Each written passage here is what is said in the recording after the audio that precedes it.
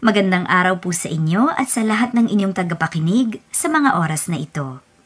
Itago niyo na lamang po ako sa pangalang Joseph, 45 years old at kasalukuyang naninirahan dito sa Maynila.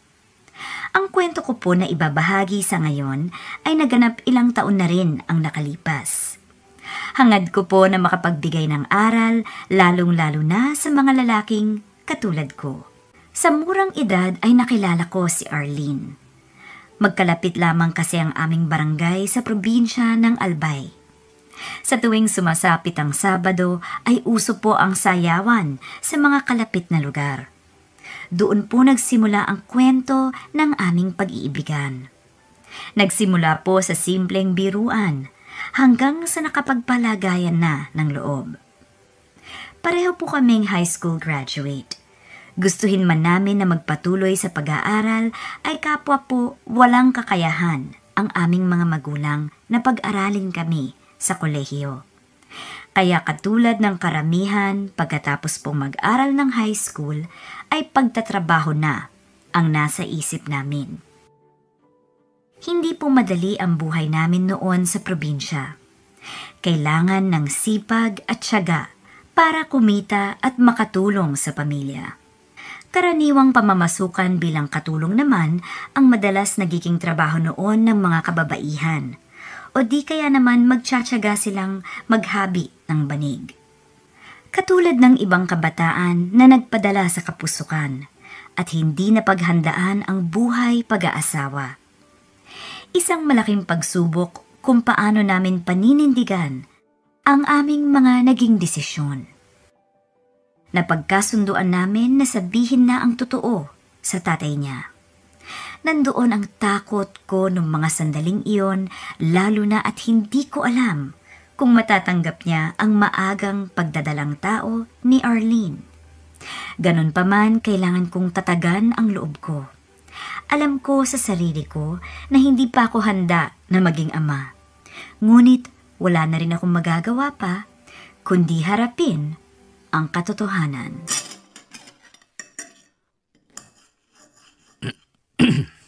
Kayong mga kabataan talaga.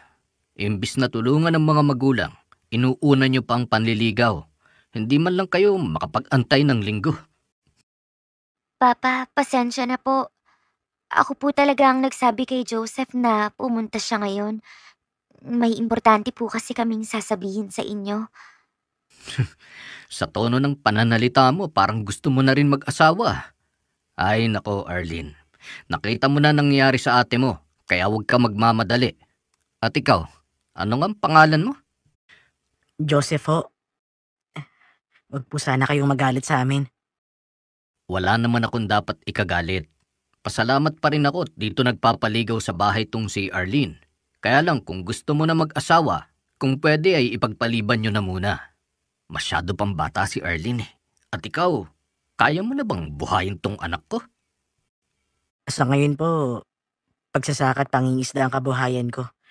Pero pangako po, maghahanap po ako ng trabaho para po sa magiging anak namin ni Arlene. Magiging anak? Huwag mong sabihin na... Papa, wag po sana kayong magalit. Opo, tama po. Buntis po ako. Ay, tarantado ka pala eh. Lumayo-layo ka sa akin, baka hindi ako makapagtimpi at kung ano pa magawa ko sa'yo. Papa, wag! Ako na ho nakikiusap sa inyo. Huwag niyo hong sasaktan si Joseph. Mahal ko po siya. Nagmamahalan po kami. Mahal? Tingnan natin kung hanggang saan naabot yung pagmamahal nyo. Kapag dumating ang araw na wala na kayong makain, tsaka mo sabihin sa akin kung anong silbi ng pagmamahal. Anong gagawin nyo kapag wala kayong bigas na isasaing? Magtititigan kayo? Alam ko pong mahirap ang buhay. At opo, hindi po ako mayaman. Pero kaya ko naman pong buhayin ng mag-ina ko. Hindi naman po porke ganito lang ako ngayon ay wala na po akong pag-asa na umasenso. Magsusumika po ako. Bigyan niyo lang po ako ng pagkakataon. Yan ang hirap sa inyo eh. Alam nyo na kung gaano kahirap ang buhay, padalos-dalos pa kayo sa mga desisyon nyo. Siguruhin mo lang na aalagaan mo tong si Arlene. Kung hindi, may kalalagyan ka sa akin. Papa, galit po ba kayo? Anong gusto mo? Lumundag ako sa tuwa? Magpasalamat ako sa inyo dahil madadagdagan na naman ang apo ko? Tingnan mo ate mo. Pinanindigan ba siya nung hambog na lalaking nakabuntis sa kanya? Kaya ikaw, Joseph, wag na wag kang magkakamaling takbuhan ng responsibilidad mo dito sa anak ko. Hahanapin kita kahit magtago ka pa sa saya ng nanay mo. Huwag ho kayong mag-alala. Mahal na mahal ko po si Arlene. Lalo na po ngayon na magkakaanak na kami. Pangako po yan. Huwag puro pangako. Sa edad kong to, alam ko ng takbo ng mga utak nyo. Ngayon lang yan. Marami pa kayong pwedeng pagdaanan. Sana lang magpakalalakit, magpakatatay ka talaga. Papa, alam ko po nag-aalala kayo para sa akin. Pero may tiwala po ako kay Joseph. At sigurado po akong hindi niya kami pababayaan. Yan, masyado kayo nagtitiwala. Makakita lang kayo ng gwapo, nagpapabola na kayo agad. Pinangakuhan ka lang ng kung ano-ano, nagpabuntis ka na. Siguradong sigurado ka na ba talaga sa lalaking yan? Hindi ka pababayaan? Hawak mo ba isip niyan? Papa, tama na. Wala naman na po akong magagawa eh. Nandito na po ito. Tanggapin niyo na lang po sana.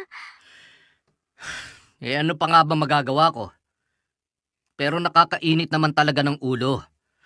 Tatay mo ko, hindi mawawalang mag-alala ko. Ang bata mo pa para maging ina. Ayaw ko lang matulad ka sa ate mo. Maiintindihan niyo rin ako pagdating ng panahon. Sana lang talaga hindi mo pagsisihan to. Naiintindihan ko po noon ang nararamdaman ng tatay ni Arlene dahil maging ang mga magulang ko po ay nagulat sa nangyari. Kapos man po sa pera ay nagpursige po ang mga magulang ko na maikasal kami ni Arlene. Nagbenta po kami ng sakahan para lamang may panggastos. Simpleng kasalan lang po ang hiling ng tatay ni Arlene dahil alam niya rin po ang kalagayan ng aming pamilya. Sa makatuwid, tumulong din po sila sa mga gastusin sa kasal. Nagsumikap po ako sa pagtatrabaho. Doble kayod kumpara nung binata pa ako. Nag-ipon ako para sa panganganak ni Arlene at pambili ng mga gamit ng bata. Hanggang sa nanganak siya. Noon na po namin naramdaman kung gaano kahirap maging mahirap, lalo na at sakitin po ang aming anak.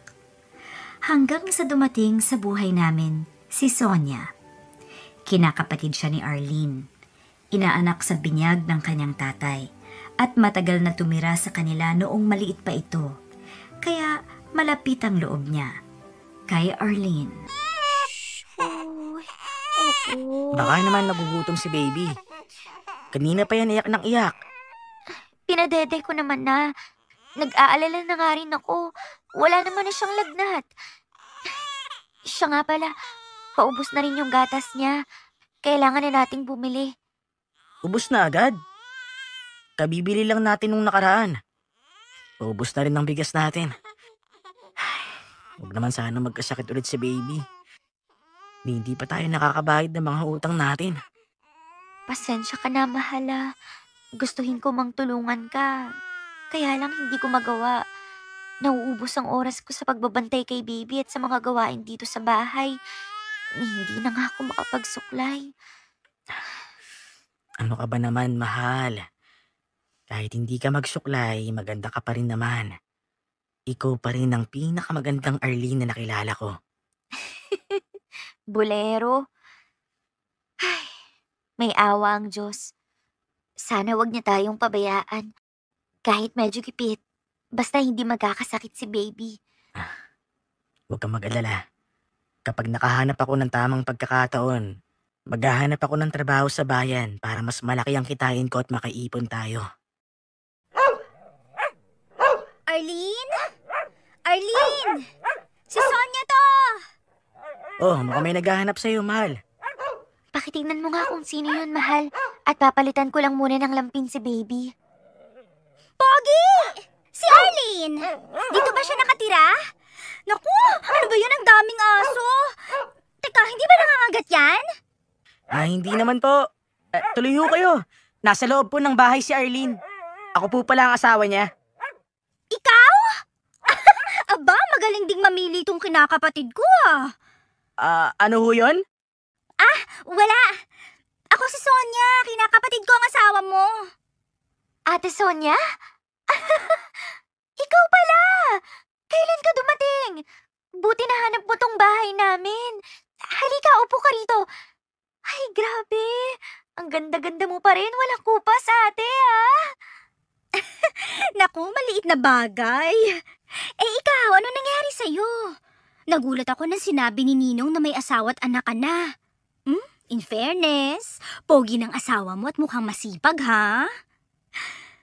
Huy, ano nangyari sa'yo? Para kang sinabunutan dyan. Mag-ayos-ayos ka naman, sayang naman ang ganda mo. At saka mahirap na. Pogi pa naman ang asawa mo. Baka mamaya makakita ng, alam mo na. Ay, naku, ate. Ganito talaga kapag may anak na. At saka yan si Joseph. Naku, subukan niya lang na magloko at malilintikan siya kay Papa. Naku, malamang sa malamang. Sininong pa ba? Siya nga pala, kaya ako nandito kasi naghahanap ako ng boy. Kailangan kong magdagdag ng tauhan sa bigasan ko eh. Nabanggit sa akin ni Ninong na wala nga raw maayos na trabaho ang hobby mo. Kung gusto niya at papayagan mo, doon na lang siya magtrabaho sa akin. Naku, ate. Malaking tulong yan para sa aming mag-asawa. Kani-kanina lang eh. Yan ang pinag-uusapan namin eh. Matanong ko lang, saan ba yon, ate? Sa Maynila. Medyo malayo pero tataasan ko naman ang sahod. Lalo na at hindi naman kayo iba sa akin. Pag-uusapan muna namin, ate. Malayo po pala. Akala ko sa bayan lang. Hindi ko po kasi alam kung kakayanin ko na kami lang dito ng anak ko eh.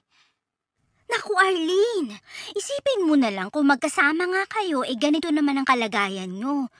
Hindi ka naman pababayaan ni Ninong. Mas maraming oportunidad sa Maynila. Kapag nakaipon kayo, pwede na rin kayong tumira doon. Konting tiis lang para umasenso. Tingnan mo ko at ang asawa ko. Hanggang ngayon nasa ibang bansa pa rin yun. Doon pa rin siya nagtatrabaho. Sa hirap ng buhay ngayon, kahit walang loving-loving, basta may pera, buhay ka. Sa bagay, tama ka naman, ate. At saka kampante ako dahil ikaw naman ang amo niya. Bantayan mo ang asawa ko doon, ha? Naku, mahirap na. Huwag ka mag-alala. Akong bahala sa asawa mo. Hindi makakapambabae yan doon. Ay, nako, mabait yang si Joseph, ate. Masipag at matyaga kaya nagpapasalamat ako sa Diyos na siyang napangasawa ko. Kahit medyo hirap, kinakaya namin para sa baby namin. Ikaw, ate, may anak ka na ba? Wala eh. Imposible naman yan lalo na at nasa malayo ang asawa ko. Sabi ko naman sa'yo, kahit wala akong anak, masaya ako. Basta may pera ako, okay na ako, Arlene. Kahit wag na rin siyang umuwi, basta magpadala lang siya sa akin. Ay, naku, ate. Pambihira ka talaga. Isinama ako ni Sonia pabalik ng Maynila. Aaminin ko na hindi madali para sa akin na iwanan ng mag-ina ko noong panahong yon.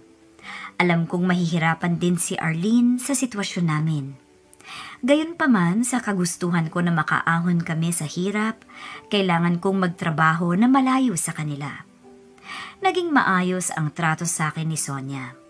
Sa katunayan, anumang oras na lumapit ako sa kanya, kapag kailangan kong magpadala sa mag-ina ko, ay pinagbibigyan niya ako.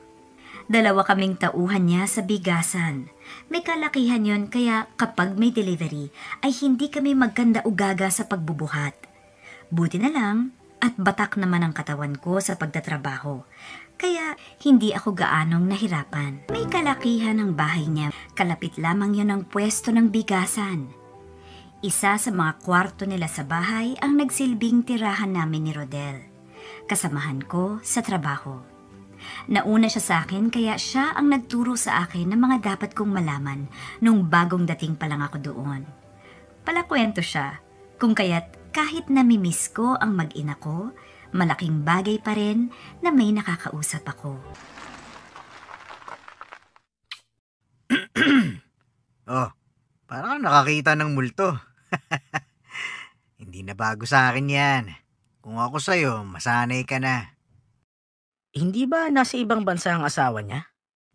Oo, mukhang hindi naman yata maayos yung relasyon nila eh. Baka nga may iba na ring pamilya yun dun. Sa tagal ko na dito, ni minsan hindi ko naman nakitang umuwi yung asawa niyan. Kaya hindi na nakakapagtaka kung maghahanap ng iba yan si Madam. Alam mo, mahilig sa pogi yan si Madam ha. Kaya kung ako sa'yo, mag-ingat ka. Loko, kinakapatid yan ng asawa ko. Ay, hindi ko alam kung maaawa ako sa kanya o ewan. Wala tayo sa posisyon para husgahan siya. Hindi natin alam ang buong kwento kung bakit kailangan niya maghanap ng iba. Nako, sa ganda ni Madam, maraming magkakandara pa dyan. Isa pa, may pera. Kaya nagagawa niya kahit anong gusto niya. Ay, sayang nga eh. Kung gwapo lang ako, niligawan ko na yan. Siguro nga hindi na sila okay ng asawa niya. Kaya nililibang niya na lang ang sarili niya. Pero sayang naman. Sa ganda at bait niya, magiging problema pa ang asawa niya. Yan ang problema sa LDR, long distance relationship. Walang kasiguruhan na kung umalis ka, may babalikan ka pa. O di kaya naman kung babalikan ka pa kapag iniwanan ka na. Ay, paano ba naman kapag nalungkot, di maghanap ka ng kalinga ng iba? Diyan nagsisimula lahat yun, di ba? Baka naman hindi talaga nila mahal ang isa't isa. Kasi kung talagang mahal mo, bakit mo naman lolokohin? Hindi ba? Hoy, huwag ka magsalita ng ganyan. Mahirap iwasan ng tukso kapag nasa harapan mo na. Tumigil ka na, nandyan na si Madam. Oh, bakit gising pa kayo? Anong oras na? Maaga pa kayo bukas ah. Ay, Madam, nagpapahangin lang po kami ni Joseph. Nagpapahupa rin ho ako ng kinain. Mahirap na pong matulog ng busog. Masama daw po yun, Madam. Nakakabangungot. Mahirap na. Hindi pa nga po ako nakakapag-asawa eh. Ikaw talaga. Siya, sige. Magpapahinga na rin ako. Pakicheck na lang ang gate natin bago kayo pumasok, ha? Teka. Pwede ba akong makisuyo, Joseph? Pasuyo naman ang ilaw ko dun sa kwarto. Pakipalitan mo nga. Nakalimutan ko palang ibilin bago ako umalis kanina. Sige po. Paano ba yan, pare? Ikaw nang bahala sa gate, ha? Pasok na ako. Kamusta nang mag-ina mo? Natawagan mo na ba sila? Siya pong tumatawag sa akin. Alam niyo naman po, mahirap magkagilap ng signal sa probinsya. Sa bagay. Basta kapag kailangan mo ng pera, sabihin mo lang. Huwag ka mahihiya sa akin, ha? Oh, itong bumbilya, pakipalitan mo na yan. At mukhang malapit nang mapundi. Ayan. Maliwanag na po ulit dito sa kwarto niyo, ate. Huwag mo na nga akong tawaging ate. Sonya na lang. Sige, pasensya na. Siya nga po pala. Gusto ko lang magpasalamat sa lahat po ng tulong niyo sa aming mag-asawa. Sige po, magpahinga na kayo. Upo ka muna dito, Joseph. Nagkukwentuhan pa nga tayo eh. Alam mo, natutuwa ako sa'yo. Tama si Arlene. Maswerte siya. Nakikita ko kung gaano mo siya kamahal. Siguro, kung kasing tinumo yung asawa ko, kung talagang mahal niya ako, baka may masaya kaming pamilya ngayon. Hindi naman po sa nakikialam ako sa personal na buhay niyo. Hiwalay na po ba kayo ng asawa niyo? Oo. 2 taon na rin kaming hiwalay. Wala eh. Nakakita ng bago. Ayun, nabalitaan ko na lang may anak na pala sa iba. Ano naman na magagawa ko? Magkasama sila sa trabaho, di ba? Kaysa magmukmuk ako, negosyo na lang ang inatupag ko. Maraming paraan para makalimutan ko siya. Para hindi ko maramdaman yung sakit. Kaya lagi kayong lasing? Oo. Ito lang ang paraan para maging manhid ako. Alam mo yun, Kapag umiinom ako, pakiramdam ko ang tapang ko eh. Mas mabuti pang malasing kesa maloko. Alam mo, yung masaklap, kahit ilan lalaki pa ang nakilala ko, kapag nakikipagalikan ako sa iba, kapag pumipikit ako, mukha pa rin niya talaga ang nakikita ko. Hindi ka naman masasaktan ng ganyan kung hindi mo na siya mahal. Mahal? Siguro nga. Kaya nga nagagalit ako sa sarili ko eh. Kasi kahit ilang beses kong sabihin na tama na, hindi pa rin siya nawawala sa isip ko eh. 2 taon na pero ang sakit. Sakit pa rin. Araw-araw tinatanong ko ang sarili ko kung may mali ba sa akin. Saan ako nagkulang? Di ba ako maganda? Pangit ba ang katawan ko? Kaya ko na naman siyang bigyan ng anak eh. Pero bakit? Ay, sorry ah. Sige na. Magpahinga ka na. Huwag ka nang umiyak. Lilipas din yan. Malay mo, isang araw, pagising mo, wala na yung sakit na nararamdaman mo. Mahahanap mo rin yung taong mamahalin ka ng buong buo. At kung sino man yun, maswerte siya. Sige, matulog na po kayo. Huwag na kayong umiyak, masisira yung ganda nyo. Ang gabing yon, mas nakita at nakilala ko yung totoong Sonia. At hindi po mawala sa akin na maawa sa kanya. Mula po noon, naging mas magaan ang loob ko sa kanya at ganun din po siya sa akin. May mga pagkakataon po noon na natatakot ako sa nararamdaman ko. Dahil pakiramdam ko ay nahuhulog na ang loob namin sa isa't isa. Alam ko pong mali at mahal ko si Arlene. At hindi po kakayanin ng konsensya ko na lokohin siya. Ginawa ko ang lahat para labanan ang aking nararamdaman. Ngunit sadyang mahirap yung itago, lalo na kung kailan iniiwasan na namin ang isa't isa ay para naman kaming inuudyok ng pagkakataon. Pangatlong tasa ko na to, pre. Mukhang hindi na yata tayo magbubukas ah. Ano kaya nangyari kay madam, no? Hindi naman siya umalis kagabi, di ba? Baka may sakit. Alam mo naman, ganyan talaga kapag pinipigilan ng damdamin. Niiwasan mo kasi, yan tuloy, nagkasakit. Puro kakalokohan. Siyempre, yun ang tama. May asawa at anak ako. Mahal ko sila. Isa pa, umiiwas din naman siya sa akin. Alam mo pre, lalaki din naman ako. Kahit hindi mo sabihin, alam ko naman na gusto mo rin siya, ha?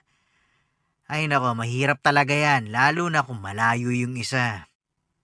Ay nako, wag mo na lang muna isipin. Kahit ako, sumasakit ang ulo ko sa sitwasyon mo eh. Ang mabuti pa, puntahan mo na. Baka ano pang nangyari doon. Huwag naman sana. Sige, puntahan ko muna. Sus! Masyado kang halata pre ha. Kalman mo lang oy. Sira, magkape ka na lang dyan.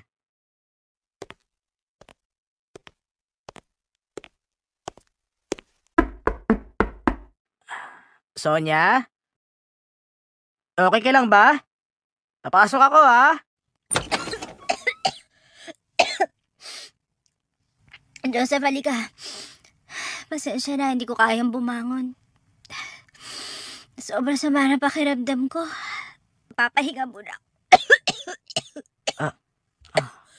Mainit ka. Uminom ka na ba ng gamot? Tapos na. Sa ilang taon ko nang mag-isa sa buhay, alam ko na kung paano alagaan ang sarili ko kapag nagkakasakit ako. Sige, magpanggap ka pang malakas. Di ka nga makabangon. Magpalit ka ng damit. Sigurado basa na ng pawis ang likod mo. Bawasan mo kasi ang pag-inom mo. Tignan mo, nagkakasakit ka na. Saan ba nakalagay ang damit mo? Ako nang kukuha. Diyan sa cabinet. Bakit ka ba ganyan? Yan, okay na ba yan? Okay na to. Salamat, Joseph, ha? Pwede mo bang sagutin yung tanong ko? Bakit ka ganyan? Bakit ganyan mo ako tingnan? Bakit mo ako inaalagaan? Hindi ko naman na kailangan sabihin pa. Hindi rin dapat pang pag-usapan. Gustuhin man natin aminin ang nararamdaman natin, Sonia. Mali eh. Hindi pwede. Tama ka. At saka, tanggap ko na. Mukhang hindi talaga ako swerte sa pag-ibig. Tanga-tanga ko naman. Paulit-ulit na lang ba ako magmamahal ng taong hindi ako kayang mahalin pabalik? Hindi totoo yan. Kaya lang, Sole, masasaktan din natin ang isa't isa. May asawa at anak ako. Hindi tamang mahalin kita kahit... Naiintindihan ko. Sana nga mawala na lang tong nararamdaman ko para sa'yo eh. Sabi mo dati mawawala din yung nararamdaman ko para sa asawa ko. Nagawa ko naman, kaya lang hindi ko naman nakalain na mas mahirap palang magmahal ng taong hindi mo naman pagkaari. Patawarin mo ako, Sonia. Kung alam ko lang na masasaktan kita ng ganito, sana hindi ko inayaang mahulog ang loob mo sa akin. Wala namang may gusto na mangyari to. Kasalanan ko rin naman. Gusto ko lang naman na maramdaman kung paano mahalin at alagaan katulad ng pinaparamdam mo sa akin. Kahit mali masaya ako. Kahit hindi natin pwedeng ipagpatuloy kung anong nararamdaman natin para sa isa't isa. Joseph, kahit sandali, kahit minsan lang, gusto kong maramdaman na mahal mo ako.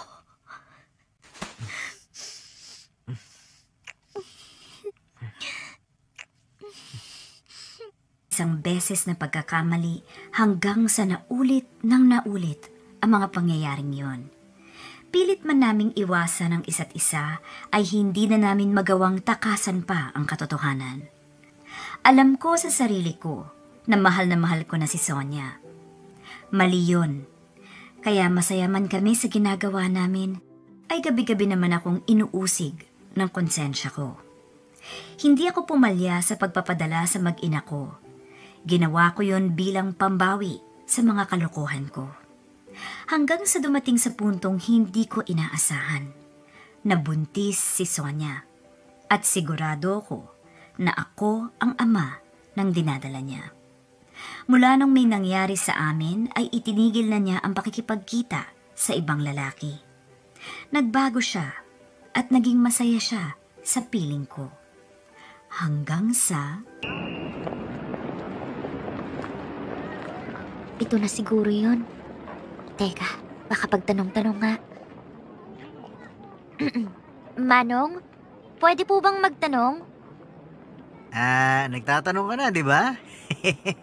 Ano yun, Miss Beautiful?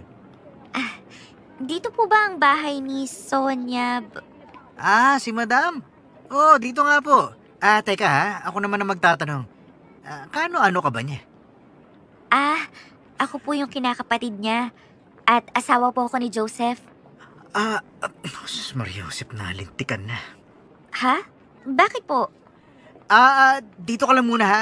Sige, hintayin mo lang ako dito ha. Babalikan kita ha.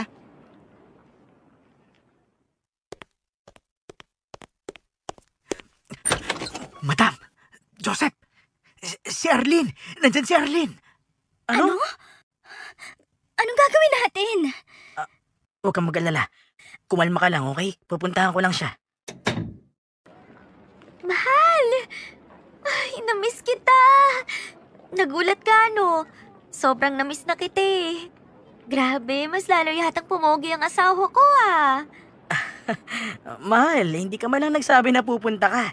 Sana nasundo kita. Ito naman, surprise nga eh. Bakit naman ako magsasabi? Parang hindi ka naman yata masaya na nandito ako. Sus, nagtampo agad. Halika na, ako na magbibitbit dyan sa bag mo. Napagod ka ba sa biyahe? Si baby, bakit hindi mo sinama?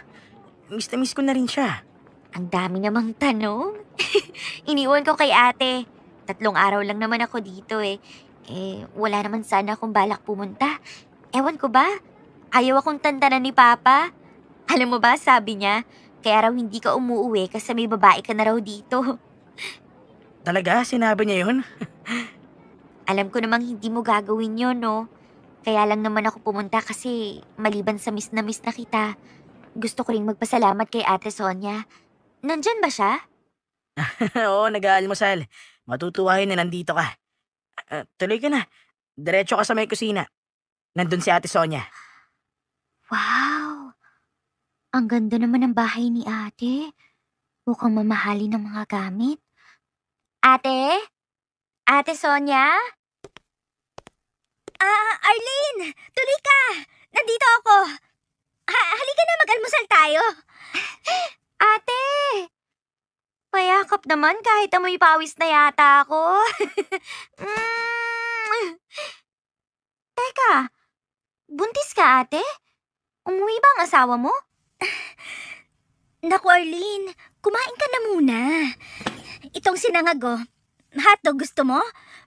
Marami pa tayong oras para magkwentuhan. Kumain ka muna tapos matulog ka dun sa kwarto ko para makapagpahinga ka. Nakakapagod pa naman ang biyahe. Oo nga naman, mahal. Matulog ka muna pagkatapos mo kumain. Ay, teka, sabayan mo na ako dito. Ate, pahiram muna ako ng asawa ko ngayon ha. Hindi naman kayo nagbubukas kapag linggo. Alam mo na, sobrang miss na miss ko na kasi ang asawa ko eh. Ay, sorry ate. Oh, tubig, inom ka. Okay ka lang ba? Ang bait naman talaga ng asawa ko. Di ba ate? Oo, tama ka. Mabait siya at maswerte ka dito sa asawa mo. Buti na lang, walang nagkakamaling magkagusto dito sa asawa ko. Sabi kasi ni Papa, bisitahin ko ang asawa ko at baka raw may binabahay ng iba. Alam mo naman yun. Naku, hindi nga yan umaalis dito sa bahay eh. Paano makakapambabae? Bahay at trabaho lang ang inaatupag niyang asawa mo. Buti naman. Ay, hindi ko alam kung anong mararamdaman ko kung may ibang babae itong asawa ko. Baka makapatay ako. Naku, naiisip ko pa lang, nanggigigil na ako. Abot langit ang kaba ko noong mga sandaling yon. Hindi ko alam kung ano ang gagawin ko at kung paano magpapanggap. Alam ko ring mahirap yon para kay Sonia at nakikita ko na natatakot siya sa mga posibleng mangyari. Sabi nga, walang lihim na hindi nabubunyag. Kaya naisip ko noon na maglakas loob ng kausapin at aminin kay Arlene ang totoong namamagitan sa amin ni Sonia. Bakit nandito ka? Hindi ka ba makatulog? Malamok dito. Paano ba naman ako makakatulog? Pagpikit ko, nai-imagine ko na magkatabi kayo sa higaan. Namiss mo ba siya? Asawa ko pa rin siya, kaya... Huwag ka na mag-explain. Naiintindihan ko naman. Anong gagawin natin? Aaminin ko na ang totoo. Hindi ko na kaya pang magsinungaling sa asawa ko. Nasisiraan ka na ba? Aaminin mo na may relasyon tayo? Tapos ano? Iiwan mo rin ako, ha? Joseph, ayokong lumaki ang batang ito na walang kinikilalang ama. At saka kamumuhian ako ni Arlene. Kinakapatid ko siya. Ano na lang ang sasabihin ni Ninong? Kailangan na nating harapin ang katotohanan, Sonia. Malalaman at malalaman din niya ang totoo. Ano man ang mangyari, ako pa rin ang tatay ng batang dinadala mo at... Tama bang narinig ko? Ate? Joseph? Paano? Paano niyo nagawa sa akin to? Ano? Sabihin niyo sa akin! Sabihin mo sa akin, Joseph, bakit? Arlene, huwag ka na magalit. Magpapaliwanag ako. Hindi ko kailangan ng paliwanag mo! Malandi ka! Aas ka! Arlene, tama na! Buntis si Sonia at baka... Tumahimik ka! Masyado bang malukot ang buhay mo, ha, Sonia? Ang dami-daming lalaki dyan, pero bakit asawa ko pa? Ano? Dahil miserable ang buhay mo? Magpapabuntis ka na lang sa asawa ko pa? Ang katagati mo, mga agaw ka! Arlene, nakikiusap ako. Tama na, nasasaktan ako. Alang-alang sa bata. Please. Bitawan mo na ako. Masakit? Talaga ba? Masakit ha, ate? Bakit? Sa tingin niyo, masaya ako? Kahit kalbuhin kita, saktan kita ng paulit-ulit, wala nang mas masakit pa sa nararamdaman ko ngayon. Mahal, sorry. Patawarin mo ako. Mahal? Patawarin? Gago ka ba? Naisip mo man lang ba yung anak mo? Naisip mo man lang ba ako sa mga gabing nakikipaglampungan ka sa babaeng to? Ang tagal-tagal ko nagtiis. Araw-araw nangungulila ako sa'yo. Tapos ikaw... Hindi totoo yan. Walang araw na hindi ko kayo naiisip ng anak natin. Wow! Ang galing! Talaga ba, Joseph? Huwag mo akong gawing tanga. Kung talagang mahal mo kami ng anak mo, hinding-hindi mangyayari to. Mahal mo na rin siya. 'Di ba? Bakit pa ba ako nagtatanong? Nabuntis mo na nga eh. Ikaw, babaeng higad na saksakan ng kate. Sa'yo na tong asawa ko. Magpaksaya kayo. Mahal, sandali. Huwag naman ganito. Makinig ka sa akin. Tama na. Sapat nang alam ko ang totoo. Kung nagawa mo akong lokohin ngayon, malabo nang mabago at maayos pa natin to. Masakit kasi mahal na mahal kita. Pero ayoko na. Hindi ko hahayaang habang buhay na magpakatanga. Pakiramdam ko noon wala akong kwentang lalaki. Tuluyan na kaming nagkahiwalay ni Arlene. Ilang beses kong sinubukan na humingi ng tawad sa kanya. Ilang beses rin akong nabugbog ng tatay niya. Wala nang mas masakit pa sa katotohanan na hindi na mabubuo ang aming pamilya.